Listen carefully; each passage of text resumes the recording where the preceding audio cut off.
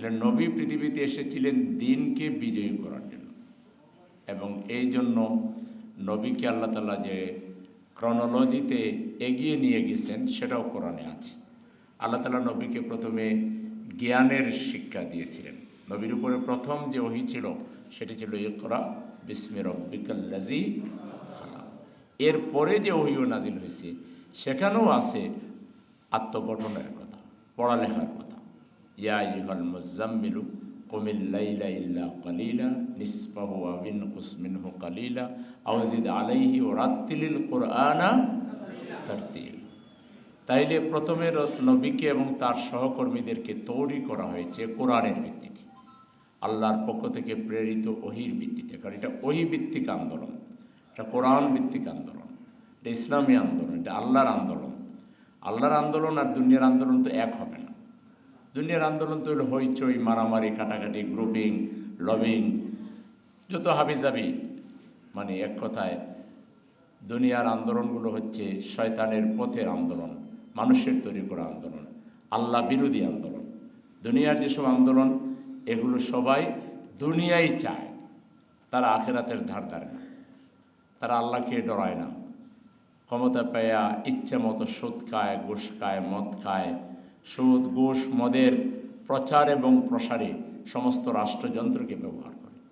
এরাই আবার ভোটের সময় জনগণকে ধোঁকা দিয়া লা ইলাহা ইল্লাল্লাহ, নৌকার মালিক তুই আল্লাহ, আল্লাহু আকবার, সর্বশক্তিমান, আল্লাহর উপর আস্থা এবং বিশ্বাস, আর মাথায় সুন্দর সুন্দর টুপি পইরা খুব সুন্দরকে মানুষ কার্টুনিস্টরা কার্টুন লেখে, টুপি তো নতুন, মানুষ কিন্তু পুরাতন।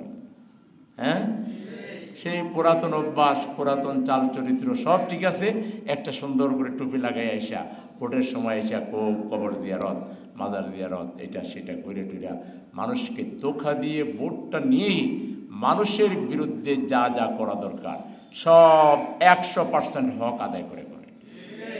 কিভাবে মানুষকে ধোঁকা দেওয়া যায়, কিভাবে মানুষকে লুণ্ঠন করা যায়, কিভাবে মানুষকে খুন করা যায়, কিভাবে মানুষকে ক্ষতি করা যায়। বলে যে রাজনীতি হলো জনগণের জন্য, বলে যে রাজনীতি হলো মানুষের জন্য, বলে যে এটা সেটা, কিন্তু এক নম্বরে তার আর তার 14 গোষ্ঠীর লাভের জন্য, এরপর তার দলের লাভের জন্য, তার স্বজনের লাভের জন্য ছাড়া কোনো মানুষের কল্যাণে রাজনীতি করেছে একটা প্রমাণ বাংলাদেশে আমরা দেখতে পেলাম না। ওইগুলো হাবিজাবি মার্কা আন্দোলন, এগুলো শয়তানের আন্দোলন। আল্লাহ বলেছেন আল্লাযিনা আমানু ইউকাতিলুনা ফি সাবিলিল্লাহ, যারা ঈমানদার আল্লাহর পথে সংগ্রাম করে, আল্লাযিনা কাফারু ইউকাতিলুনা ফি সাবিলিত তাগুত, আর যারা কাফের, যারা আল্লাহর আইনে বিশ্বাস করে না, আল্লাহর আইন তারা জানেও না, কোরআনে কি আছে এটাও জানে না, কোরআনে আল্লাহর আইন আছে না কি আছে কিচ্ছুই জানে না, কিন্তু ভোটের সময় তারা মানে ইসলামের নামে কথাবার্তা বলে। এরাই হলো ধর্ম ব্যবসায়ী, এরাই হলো ধর্মকে ব্যবহার করে ভোট নিয়ে ক্ষমতায় যেতে চায়। আমরা ভোট ছাড়াও সর্বাবস্থায় আমরা ইসলামের পক্ষে, ধর্মের পক্ষে, দ্বীনের পক্ষে কথা বলি। ভোটের সময় শুধু বলি না, ভোটের সময় আমরা খুব কমই বলি, ভোটের সময় অন্যরা কি করে বেশি বলে। আমরা সারা জীবন বলি ইসলামের পক্ষে বলি, কারণ আল্লাহ তাআলা বলেছেন যে একটা দল থাকবে যেই দল মানুষকে কল্যাণের দিকে আহ্বান করবে, সৎ কাজের আদেশ দিবে, অসৎ কাজের নিষেধ করবে, এরা সফল কাম হবে। অলতাকুম মিনকুম উম্মাতুন ইয়াদউনা ইলাল খায়রি ওয়া ইয়ামুরুনা বিল মারুফি ওয়া ইয়ানহাউনা আনিল মুনকার উলাইকা হুমুল মুফলিহুন। এই দলের সফলতার গ্যারান্টি কে দিয়েছে? কত জারি জুরি করলো, কত স্লোগান দিল, কত মাইললো, কত ধরনের পিটাইলো, কত ধরনের দখল করলো, কত কিছু করলো, কিন্তু এটা যে আল্লাহর দল তার প্রমাণ কি পাওয়া গেছে? কোনো কিছুর মধ্য দিয়েও এই আন্দোলনকে দুর্বল করতে পারে নাই, বরং এই সময় আন্দোলন আরো কয়েক গুণ বেশি শক্তিশালী হয়েছে। ওদের মাইর যখন চলেছে তখন আন্দোলন আরো কি হয়েছে? বেগবান হয়েছে। তাহলে আমাদের যে পথ এটা পরিষ্কার, এটা কোরআনের পথ, ইসলামের পথ।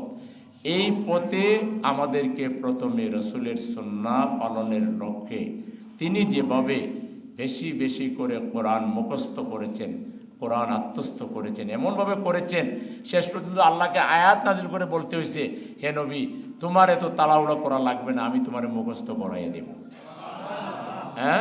এইভাবে ব্যতিব্যস্ত হয়ে এই ধরনের তিনি মানে কোরআনকে তিনি সংরক্ষণ করান, কোরআনকে বোঝবার আত্মস্থ করবার চেষ্টা তিনি করেছেন।